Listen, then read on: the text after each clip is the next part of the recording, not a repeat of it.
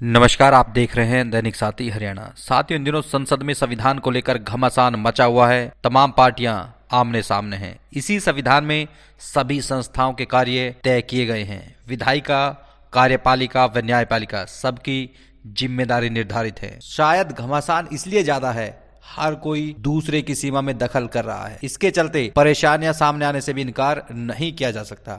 रेवाड़ी में भी शायद हालात इसके चलते ही खराब हैं। एक व्यवस्था के तहत सफाई का जिम्मा नगर परिषद के पास है। इसमें भी मॉनिटरिंग से लेकर तमाम जवाबदेही तय है।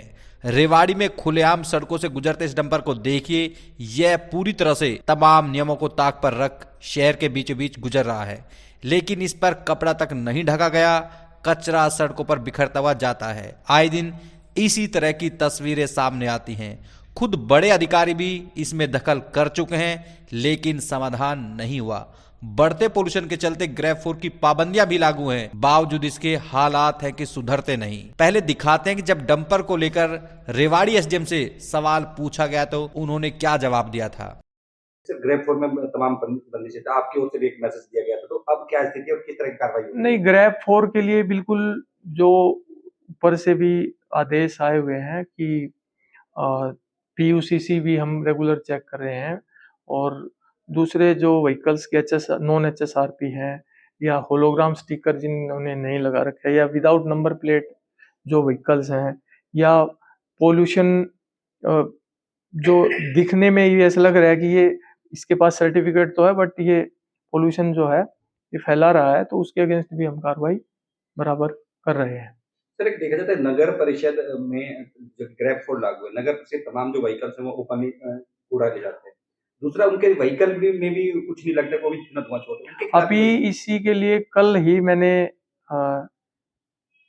भी एक व्हीकल को ऐसे ही रुकवाया था और उनको तुरंत से आदेश दिए हैं। ईओ अभी सुबह आए हुए थे समाधान शिविर में, उनको आदेश दिए गए हैं कि इस तरह का कोई भी व्हीकल अगर शहर की सड़कों पे दौड़ता पाया गया तो उसको वो कवर्ड होना चाहिए प्रॉपर, जो शहर का से कूड़ा कचरा उठा के आगे जहाँ भी इनका डंपिंग यार्ड है वहाँ पे ले जाता है, और प्रॉपर उसका व्हीकल की सारी कार्रवाई, नंबर प्लेट वगैरह वगैरह सब होनी चाहिए। आपने रेवाड़ी एसडीएम को भी देखा। अब सवाल है कि जिम्मेदारों ने इस पर भी संज्ञान क्यों नहीं लिया। वहीं दूसरा बड़ा सवाल है कि व्यवस्था बिगड़ क्यों रही है। जिन लोगों पर इसका जिम्मा है, जरूरी है उनको बेहतर संसाधन उपलब्ध कराए जाएं, और यदि मैन पावर की कमी है तो उसको भी बढ़ाया जाए। लेकिन रेवाड़ी में इसके उलट हो रहा है। संसाधन व जवाबदेही बेहतर करने की बजाय हाथों में झाड़ू लेकर फोटो सेशन का चलन हो गया है। इसी फोटो सेशन में जो लोग फोटो कराने आते हैं उनसे पूछा जाना चाहिए कि उन्होंने शहर को बेहतर बनाने के लिए क्या किया। यदि सही में ही जन भागीदारी बढ़ानी है तो फोटो सेशन की बजाय 7 दिन व्यवस्था बनानी चाहिए। क्या हम अपने घरों की